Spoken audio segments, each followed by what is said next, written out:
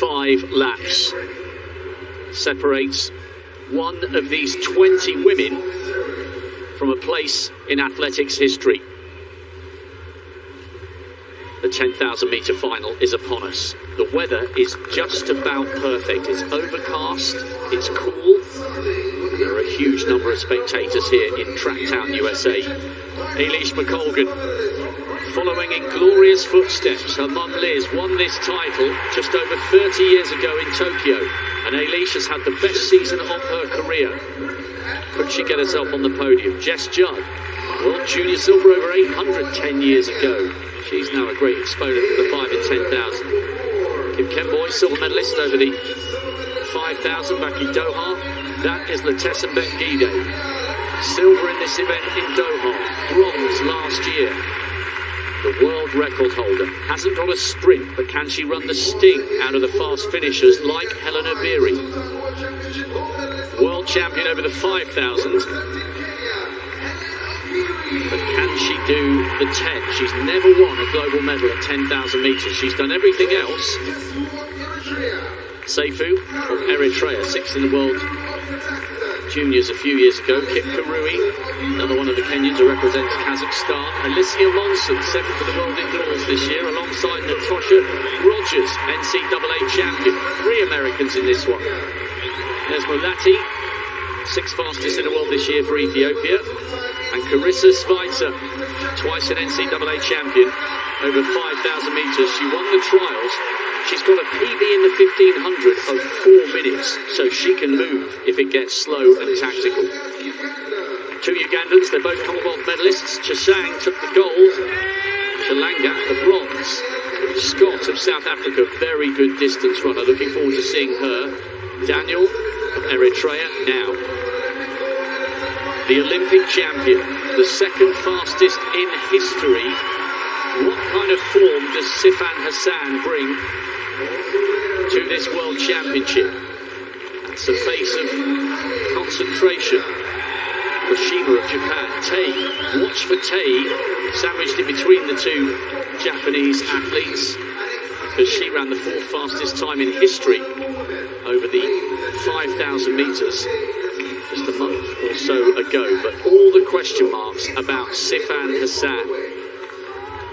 She's been magnificent in the last few seasons, but they've had a few problems, and her start to the season has been delayed, and typically she's the very last athlete to line up on that bend. The final of the women's 10,000 metres. Sifan Hassan, if all goes to the form book in the early stages, and it does, will go straight to the back. So much to talk about here, Hannah. Eilish McColgan has gone straight to the front, and maybe if you're looking at this from a European and a British and a Japanese perspective, they can't afford for this to be slow. There are too many in this field who can move very, very well if it gets tight and tactical. But the big question mark here, Hannah, we know Letesenbet Gidey's in decent shape. We know we've got the likes of Tai, her compatriot, the 22-year-old, who's in form. We really have no idea where Sifan Hassan is on her kind of own very high standard. That 15:13 in Portland earlier this month doesn't really tell us anything. No, Sifan Hassan, this is common. She's often sat at the back of these major championships, 10,000s and 5,000s, biding her time, moving through the field. She said that 15:13 was a tempo run. When you read some reports and some comments, they say it looks a bit harder than a tempo run. But she's got so much calibre and class that it's hard to bet against her. But I'm so excited to see Great Britain's Eilish McColgan out in the lead. Her mum won this title way back in 1991. And Eilish has just got better with every season. And I'm not surprised to see this. The only major championship medal she's got is a silver at Europeans. I think she's going to pick up so many over the next few years. But she won that medal in Berlin by front running. And it was only Sifan Hassan that could get back past her. But Eilish is building up a real knack of doing this, just getting to the front of the field and saying, all right, I know what shape I'm in. I'm just going to go and run that. There was a 75 first lap. I was perhaps expecting a tiny bit faster. But Eilish can kick. She's got great 1500 metre pace. She's run 4 dead, 4:01 or so, as has Schweizer, that you mentioned behind her. So Eilish can pick, but she would want this to be a really fast run race. And Japanese aren't shy leading either. Hironaka sat on Eilish's shoulder for nearly 800 metres. Now it is Rika Hironaka of Japan, just moving away to the fore. She is the 5,000 metre national record holder for Japan. Super accomplished athlete. She's 31.30 this season though. So Hironaka, could she be in the form that took her to a 7th place in Tokyo? Great couple of laps at the front here, 74 and a 73.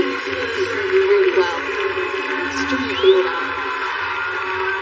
And I think this is a sensible tactic for the likes of Eilish McColgan and Hironaka, because they know, with the best will in the world, they know that they can't match the quicker finishers behind them if it comes down to a big sprint. Their best chance is to run the sting out of as many of these athletes as possible. That is what Eilish McColgan did when she ran that brilliant time, second fastest in the world this year in Hengelo, 30 minutes and 19 seconds. She was absolutely metronomic, and we're pretty much single file in the early stages of this 10,000 metres with Hironaka and Eilish McColgan on the pacemaking duties. Hassan just in the middle of that group. But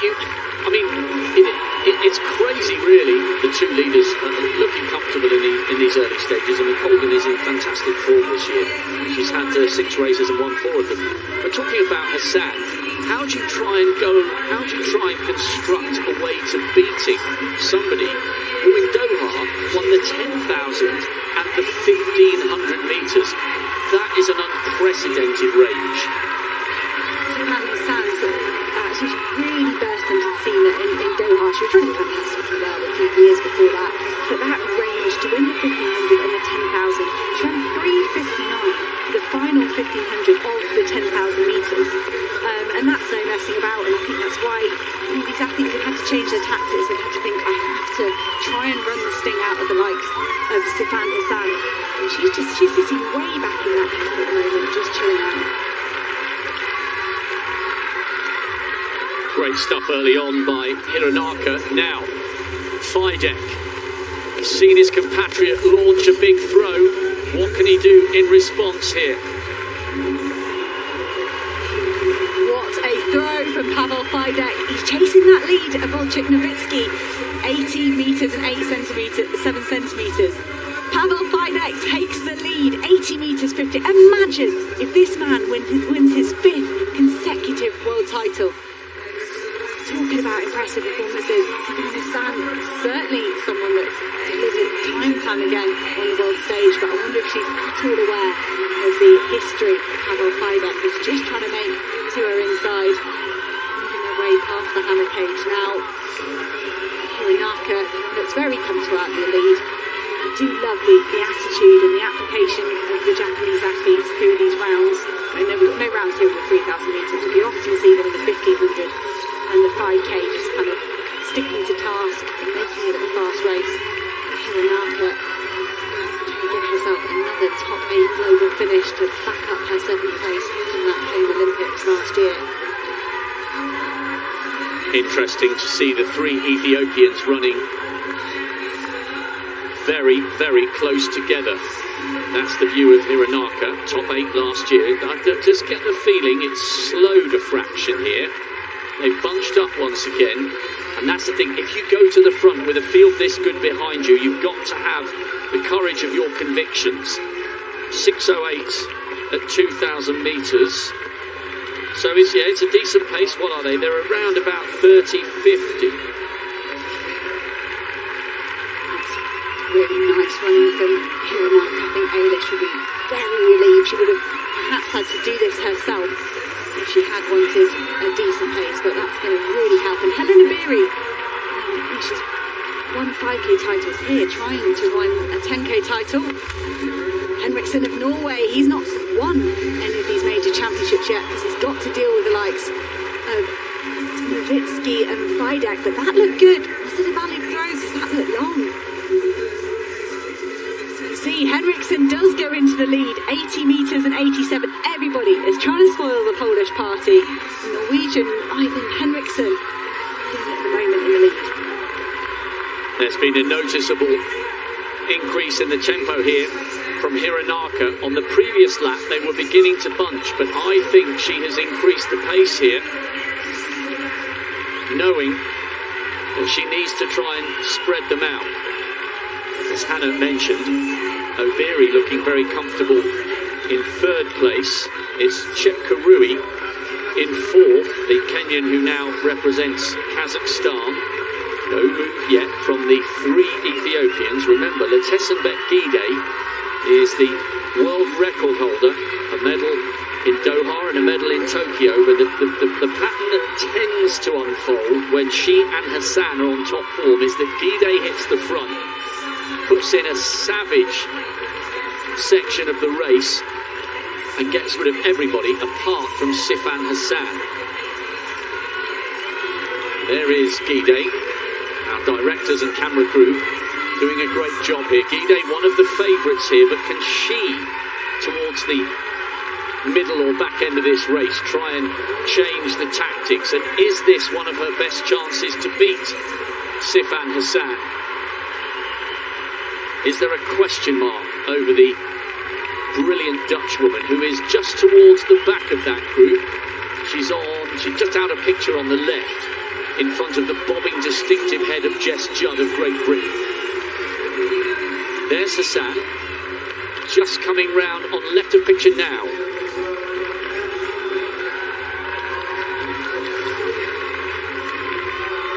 Hironaka is moving at a decent pace, but for me, Letesenbet Gidey, I feel like she's got to go soon with that 62.52 half marathon world record. Her strength is unrivaled in this field. She's not looked untouchable by any sort of stretch of the imagination this track season. You kind of get the feeling when you've got that in your locker, surely you want to push on early doors. I don't have the patience for 10,000 metres. That's probably why I never raced it. I wouldn't be able to hold my nerve. Because for Gidey, I'd say if Hassan's off the pace, you win now and you've got a jump on her. That's it. She can't close a gap if you drop the hammer and you start running 70s, 71s. I wouldn't expect Hassan to be able to close that gap, but it is still early stages in this 10,000 metres. I do agree, though. I think if there's Gidey in the middle. She's having a conversation with her teammate there, looking over her shoulder, just deciding who is going to take that on. They're still talking. Gidey in a roundabout fifth or sixth. We'll come back to this momentarily, back to this fascinating hammer final. Third round of the men's hammer throw. Levitsky had the lead briefly to relinquish it to Fidek and to Ivan Henriksson, but that looked like a great third round effort from the Olympic champion. Levitsky doesn't give much away on his emotion, but look at that, into the lead, 81 metres and 3 centimetres. Levitsky, Henriksson and Fidek, that was our order in Tokyo last summer. We've got another 3 full rounds to go. Levitsky just getting that third round underway in the men's hammer throw final, as the women do nearly as many turns as we're going to see from those men. 25 circuits of the track for this 10,000 metres. Hassan, the reigning champion, she's looking to defend her champion. That's only been a championships. It's only been achieved by Chimanesh Dibaba and Vivian Cherier. A special title to try and win back to back. Pretty much no change down there with Japan's Hironaka doing a great job pacemaking the rest of the field. Just hitting those 73, 74 second laps. Everybody just staying patient and biding their time. With a few laps to go till halfway. These athletes will have a plan. They will have discussed this with their coaches, with their team managers. Will we see those 3 Ethiopians compete as a team? Will they make a big, strong bid to push their athletes up into the medal zone? Well, it's Taye on the shoulder of Letesenbet Gidey. She's the one that's been having the conversations with Gidey. And remember, Taye thrashed Letesenbet Gidey when she ran that 14.12. So Gidey knows, even from her teammates, that she can't afford to leave this late. Hironaka's doing a solid job with the pacemaking, but if Gidey is going to split this field, and if she's feeling good, she's got to hit the front, you would think. somewhere around about the midsection of this race. Not too many gaps here. It looks like it's Dominic Scott and Jess Judd just at the back of the group. Maybe just the nearest hint of a gap between the first five and Letesenbet Gidey, who is in 6th place. And Gidey looks over her shoulder for Tay once again. And this time, her younger teammate begins to respond. And let's not forget, I know we're talking a lot about Letesenbet Gidey and Sifan Hassan. Let's not forget that Helena Beery is in this race. What a magnificent run she produced in Aarhus in Denmark to take the World Cross Country title. And I think, if I remember rightly, in so doing, she became the first woman to win titles on every surface. World titles on every surface. An incredible record for somebody who's been around a long time, but can she do it over 10,000 metres? What sort of form has Sifan Hassan got? We still don't have an answer. She's 2/3 of the way back down the field, not interested in what's going on at the front whatsoever. But Helena Beery is. She's in 3rd, just behind, or 4th now, as the Kazakhstan athlete Chip Karui comes past her. Beery just looking comfortable on the inside as they edge towards the halfway stage. Kip Karui was having quite a quiet race there, just pulling herself up alongside Eilish McColgan ahead of Helena Beery, who was asked, do you still have the speed that you used to have? You've been on the road, you've been doing that training. And she said yes, she closed the Kenyan Championships in a 60 at altitude. She said she could close in a 59 or 60 here today. That was her claim, which would be very handy if she's in the right place in the race. But Helena Beery, so accomplished all the way from 1,500 metres up to half marathon now. Just letting Kip Karui glide past her into 3rd place. And Teresa Schweitzer of the USA, could she get another US medal? They've got great history in this event. Cara Goucher picking up a medal in 07. Shalane Flanagan in 08, and Infeld with that desperate dive to the finish ahead of her teammate Molly Huddle to take the bronze medal in Beijing. I still shudder when I think about Huddle putting her arms up and Infeld suddenly and somehow finding a gap through on the inside. As we watch Letesenbet Gidey, who's looking comfortable at the moment in around about 7th or 8th. We've got Dan O'Brien down on the infield. He was very much looking forward to the 110 hurdles. Dan, you guys climbed a mountain when you did the 1,500. I think the 10,000 would have been a bridge too far, even for a man of your talents. Well, I think it's the number on the board. As you come around, you see 24, 23, 22. It's just too many laps. But, you know, I think what makes distance running and track and field here in what they call Track 10 USA really a difference maker in the United States is the fans here are so knowledgeable. You see the runners going around every time they hit the straightaway and the back straight.